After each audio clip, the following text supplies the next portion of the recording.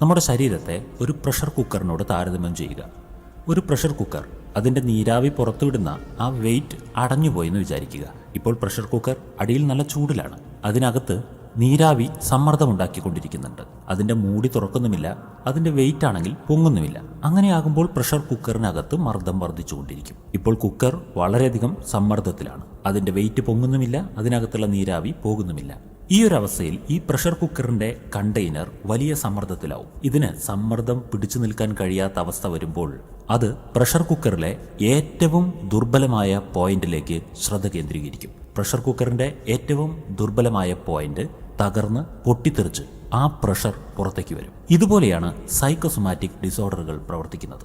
ഒരു pressure cooker അതിനകത്ത് സമ്മർദ്ദം വർദ്ധിക്കുമ്പോൾ, അതിന്റെ സമ്മർദ്ദം പുറത്തു കളയാൻ ഒരു മാർഗവും ഇല്ലാതെയാകുമ്പോൾ, അതിലെ ഏറ്റവും ദുർബലമായ വഴിയിലൂടെ പുറത്തു കടക്കുന്നത് പോലെ നമ്മുടെ ശരീരം ഏത് ഭാഗത്താണോ ദുർബലമായിരിക്കുന്നത്, ശരീരത്തിൽ എവിടെയാണോ പ്രതിരോധശേഷി കുറവുള്ളത്, അവിടെ ചില രോഗലക്ഷണങ്ങളായിട്ട് പുറത്തു കാണിക്കും. വാസ്തവത്തിൽ ഇത് മനസ്സുണ്ടാക്കുന്നതാണ്. മനസ്സുണ്ടാക്കുന്ന ശാരീരിക രോഗങ്ങൾ, അതിനെയാണ് നമ്മൾ സൈക്കോസൊമാറ്റിക് ഡിസോർഡേഴ്സ് എന്ന് പറയുന്നത്.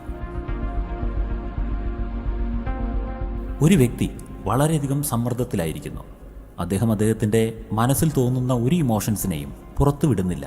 ഇമോഷൻസിനെയെല്ലാം അടിച്ചമർത്തുകയാണ്. ഇത്തരത്തിലൊരു ജീവിതത്തിലാണ്. അത് ഗതികേട് കൊണ്ടാണ്.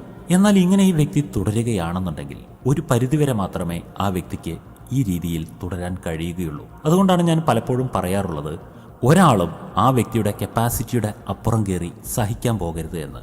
ജീവിതത്തിൽ ഇങ്ങനെ അമിതമായി സഹിക്കേണ്ടി വരുന്ന ഒരു ഘട്ടം വരികയാണെന്നുണ്ടെങ്കിൽ നിങ്ങളുടെ ഇമോഷൻ ബ്രേക്കിംഗ് പോയിന്റ് എന്നൊരു പോയിന്റിലെത്തും. ഈ ഇമോഷൻ ബ്രേക്കിംഗ് പോയിന്റിൽ നിങ്ങൾ എത്തിക്കഴിഞ്ഞാൽ പിന്നെ സ്ഥിതിഗതികളൊന്നും തന്നെ നിങ്ങളുടെ കൺട്രോളിലായിരിക്കുകയില്ല. അത് പലതരത്തിലുള്ള മാനസിക പ്രശ്നങ്ങളിലേക്കും ശാരീരിക അസ്വാസ്ഥ്യങ്ങളിലേക്കും നിങ്ങളെ എത്തിക്കും. അവിടെ വെച്ച് നിങ്ങൾ ഒരുപക്ഷെ വലിയൊരു വിഷാദ രോഗത്തിന് അടിമയായേക്കാം. അല്ല എന്നുണ്ടെങ്കിൽ നിങ്ങളുടെ ശരീരത്തിൽ പലതരത്തിലുള്ള അസുഖങ്ങൾ കണ്ടേക്കാം. മസിൽ വേദനകൾ, കഴുത്തുവേദന, മൈഗ്രെയിൻ, അൾസർ, BP, ഇങ്ങനെയുള്ള എന്തെങ്കിലും ഒരു അസുഖമായിട്ട് അത് പുറത്തു കാണും. അതായത് നിങ്ങളുടെ ജീവിതത്തിൽ വലിയ ഒരു ബ്രേക്ക് എടുക്കാനുള്ള സമയമായിട്ടുണ്ട് എന്നുള്ള സൂചനകൾ നിങ്ങളുടെ ശരീരവും നിങ്ങളുടെ മനസ്സും നിങ്ങൾക്ക് നൽകുന്നുണ്ടെങ്കിൽ, ഉദാഹരണത്തിന് നിങ്ങൾക്ക് ഒരു കാരണവുമില്ലാതെ, പ്രത്യേകിച്ച് ഒരു റീസണുമില്ലാതെ കഴുത്തുവേദന അനുഭവപ്പെട്ടുകൊണ്ടേയിരിക്കുകയാണെന്നുണ്ടെങ്കിൽ, നിങ്ങൾക്ക് ആ കഴുത്തുവേദന കുറച്ച് സമ്മർദ്ദം കൂടുന്ന ദിവസങ്ങളിൽ കൂടുകയാണെങ്കിൽ, അതുപോലെ നടുവേദനയോ വയറുവേദനയോ തലവേദനയോ എന്തുമാകാം, എന്നാൽ അത് നിങ്ങൾക്ക് കുറച്ച് സമ്മർദ്ദം കൂടുതലുള്ള ദിവസത്തിൽ അത് കൂടുന്നുണ്ടെങ്കിൽ നിങ്ങളിതിനെ ഗൗരവമായി എടുക്കണം. അതുപോലെ തന്നെ നിങ്ങൾക്കൊരു സാംക്രമിക രോഗം പിടിപെട്ടു എന്നിരിക്കട്ടെ, ജലദോഷമോ പനിയോ അങ്ങനെ എന്തെങ്കിലും. സാധാരണ മനുഷ്യർക്ക് ഈ അസുഖം വന്നു പോകാൻ ഒരാഴ്ചയാണ് എടുക്കുന്നത്, എന്നാൽ നിങ്ങൾക്കിത് 2 ആഴ്ചയൊക്കെ എടുക്കുന്നുണ്ട്. പെട്ടെന്നൊന്നും ശരീരം ഒരസുഖത്തെ പറഞ്ഞു വിടുന്നില്ല എങ്കിൽ നിങ്ങളുടെ ശരീരം സമ്മർദ്ദത്തോടുള്ള പോരാട്ടത്തിലാണെന്നാണ് അർത്ഥം.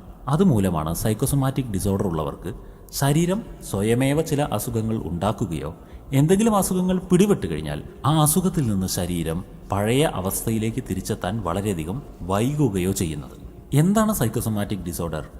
മാനസികമായ ഘടകങ്ങളാൽ സങ്കീർണമായ ശാരീരിക പ്രശ്നങ്ങൾ ഉണ്ടാകുന്നതാണ് സൈക്കോസൊമാറ്റിക് ഡിസോർഡർ. സൈക്കോസൊമാറ്റിക് ഡിസോർഡർ ഒരു മാനസിക സങ്കല്പമാണെന്ന് പലരും തെറ്റിദ്ധരിച്ചിട്ടുണ്ട്. എന്നാൽ വാസ്തവത്തിൽ അത് സാങ്കല്പികമല്ല. ശരീരവും മനസ്സും 2 വസ്തുതകളല്ല എന്നുള്ളത് നമ്മൾ ആദ്യം മനസ്സിലാക്കുക. ശരീരം എന്ന വസ്തുവിൻ്റെ പ്രവർത്തനത്തിൻ്റെ പേര് തന്നെയാണ് മനസ്സ്. മനസ്സൊരു സെപ്പറേറ്റ് എൻറ്റിറ്റി അല്ല. അതുകൊണ്ട് തന്നെ മനസ്സിന് എന്തെങ്കിലും പ്രശ്നമുണ്ട് എന്നുള്ളത് നമ്മളെ മനസ്സെങ്ങനെയാണ് അറിയിക്കുക?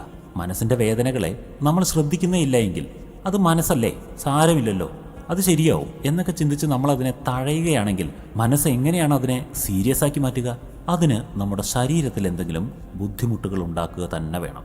അങ്ങനെ നിങ്ങളുടെ മനസ്സിനെ നിങ്ങൾ വളരെയധികം അവഗണിക്കുമ്പോൾ മനസ്സ് നിങ്ങളുടെ ശരീരത്തിൽ പല സ്ഥലങ്ങളിലും ഹർത്താൽ പ്രഖ്യാപിക്കും. ഇങ്ങനെ മനസ്സൊരുക്കുന്ന ഹർത്താലുകളാണ് സൈക്കോസൊമാറ്റിക് ഡിസോർഡറുകൾ.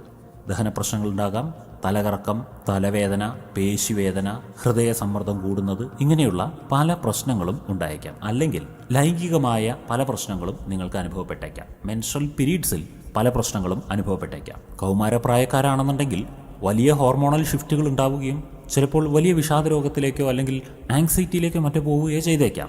ജീവിതത്തിൽ ഒറ്റപ്പെടൽ അനുഭവിക്കുന്നവരാണെങ്കിൽ തീവ്രമായ ഒരു ഒറ്റപ്പെടലിൻ്റെ വേദന അനുഭവിക്കുന്ന ഘട്ടത്തിലേക്കും പോയേക്കാം. ചിലപ്പോൾ നിങ്ങൾക്ക് ഈ അനുഭവം ഉണ്ടാകും. നിങ്ങൾക്ക് ചില ശാരീരിക രോഗലക്ഷണങ്ങൾ കാണപ്പെടുന്നത് കാരണത്താൽ ഒരു ഡോക്ടറെ കാണാൻ പോയിട്ടുണ്ടാവും. എന്നാൽ ഡോക്ടർ പല തരത്തിലും നിങ്ങളുടെ ശരീരത്തിൽ ടെസ്റ്റുകൾ പലതും നടത്തിയിട്ടും ഒരു തരത്തിലുള്ള രോഗകാരണങ്ങളും ശരീരത്തിൽ കണ്ടെത്താൻ കഴിയുന്നില്ല. ആ സമയത്ത് ഡോക്ടർ പറയാൻ സാധ്യതയുള്ളൊരു കാര്യമുണ്ട്, ഇത് ശാരീരികമായ പ്രശ്നം കൊണ്ടുണ്ടാവുന്നതല്ല, നിങ്ങൾക്ക് ടെൻഷനോ സ്ട്രെസ്സോ എന്തൊക്കെയോ ഉണ്ട്, അതുകൊണ്ടുണ്ടാവുന്നതാണ്. അതുകൊണ്ട് നിങ്ങളൊരു സൈക്കോളജിസ്റ്റിനെയോ സൈക്യാട്രിസ്റ്റിനെയോ ഒക്കെ കാണും എന്ന് പറയാൻ സാധ്യതയുണ്ട്. അതുകൊണ്ടാണ് പൊതുവെ ഡോക്ടർ കാരണം കണ്ടുപിടിക്കാൻ കഴിയാത്ത എന്തെങ്കിലും അസുഖങ്ങൾ, ഡയഗ്നോസ് ചെയ്യാൻ വളരെ ബുദ്ധിമുട്ടുള്ള അസുഖങ്ങൾ കാണപ്പെടുന്ന സമയത്ത് രോഗിയോട് നിങ്ങൾക്ക് സമ്മർദ്ദമുണ്ടോ എന്ന് ചോദിക്കുന്നത്.